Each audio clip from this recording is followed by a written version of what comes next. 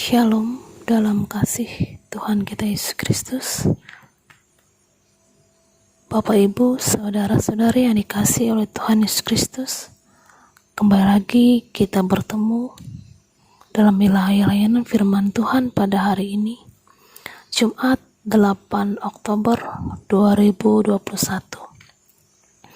Bagian firman Tuhan sesuai dengan bacaan dari Nas Almanak Gereja Kalimantan Evangelis.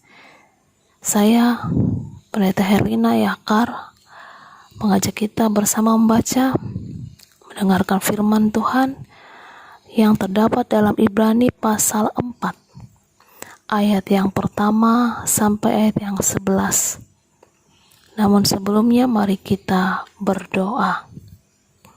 Terima kasih Tuhan atas berkat penyertaan Tuhan dalam setiap kehidupan kami. Terima kasih karena Kau telah memelihara menyertai kehidupan kami. Saat ini kami bersama-sama membaca merenungkan isi firman-Mu. Kiranya Kau berkati menyertai kami dan mengurapi kami dengan kuasa Roh Kudus-Mu, sehingga kami diberikan hikmat, kekuatan, dan kemampuan untuk memahami isi firman-Mu. Di dalam nama Yesus kami berdoa. Amin. Demikian pembacaan firman Tuhan yang terdapat dalam Ibrani 4 ayat yang pertama sampai yang ke-11 di bawah judul Hari Perhentian yang disediakan Allah. Sebab itu baiklah kita waspada supaya jangan ada seorang di antara kamu yang dianggap ketinggalan, sekalipun janji akan masuk ke dalam perhentiannya masih berlaku. Karena kepada kita diberitakan juga kabar kesukaan sama seperti kepada mereka. Tapi firman memberitakan itu tidak berguna bagi mereka, karena tidak bertumbuh bersama-sama oleh iman dengan mereka yang mendengarnya. Sebab kita yang beriman akan masuk ke tempat perhentian seperti yang ia katakan, sehingga aku bersumpah dalam murkaku, mereka takkan masuk ke tempat perhentianku, sekalipun pekerjaannya sudah selesai sejak dunia dijadikan. Sebab tentang hari ketujuh pernah dikatakan dalam suatu nas, dan Allah berhenti pada hari ketujuh dari segala pekerjaannya. Dan dalam nas itu kita baca, mereka takkan masuk ke tempat perhentianku. Jadi sudah jelas bahwa ada sejumlah orang akan masuk ke tempat perhentian itu, sedangkan mereka yang kepadanya lebih dahulu diberitakan kabar kesukaan itu tidak masuk karena ketidaktaatan mereka. Sebab itu ia menetapkan pula suatu hari, yaitu hari ini, ketika ia setelah sekian lama berfirman dengan perantaran Daud, seperti dikatakan di atas, pada hari ini, jika kamu mendengar suaranya, janganlah keraskan hatimu. Sebab andai kata Yosua telah membawa mereka masuk ke tempat perhentian, pasti Allah tidak akan berkata-kata kemudian tentang suatu hari lain. Jadi masih tersedia suatu hari perhentian, hari ketujuh bagi umat Allah.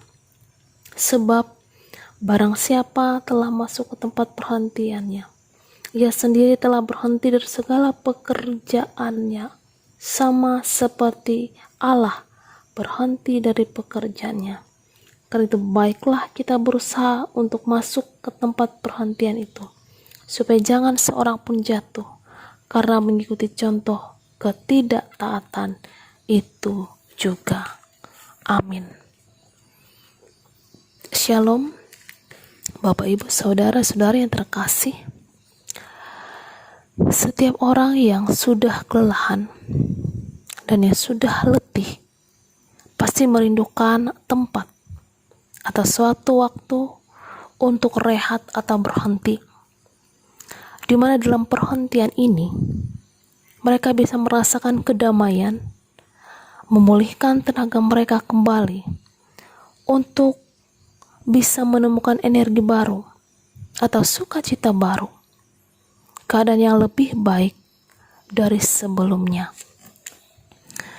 Sejarah Israel memberitahukan bahwa ada begitu banyak orang yang tidak boleh masuk tanah perjanjian. Mereka gagal karena tidak percaya kepada Allah yang telah terbukti mencurahkan kasih karunia-Nya.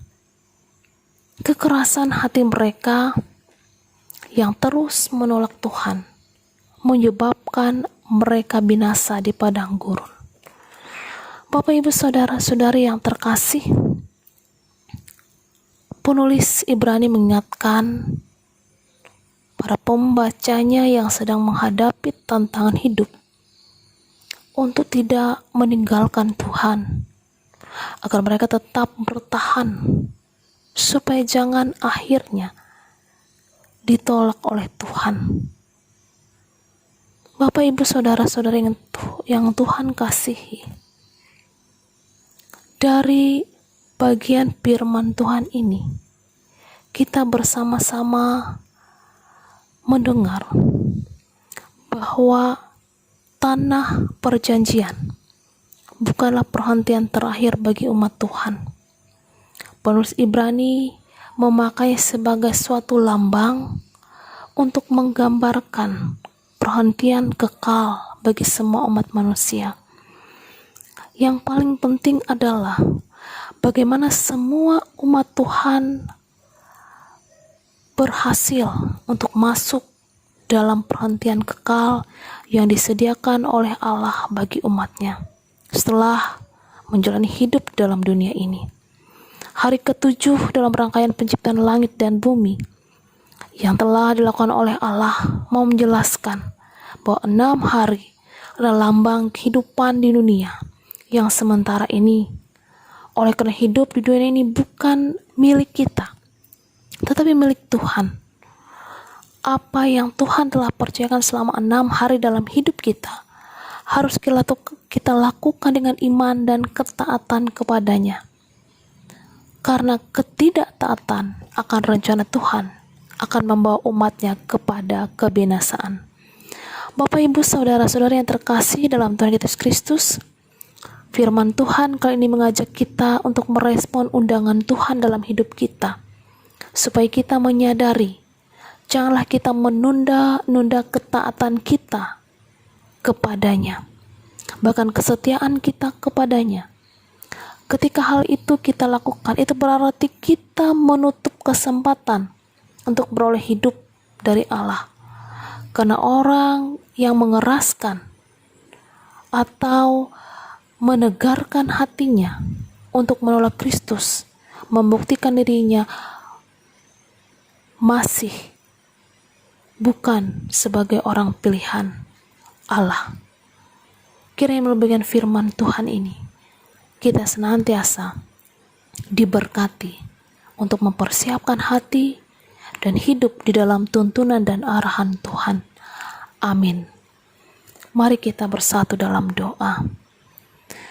Terima kasih Tuhan atas sabda firman-Mu yang boleh kami pelajari saat ini, yang boleh kami dengarkan. Kiranya boleh menyejukkan hati kami. Kiranya juga terus membangun kesetiaan ketaatan kami kepada Tuhan. Kami mampu menyiapkan hati kami untuk dibentuk, untuk Tuhan, untuk mampu menjalani setiap kehendak dan maksud-Mu dalam kehidupan kami.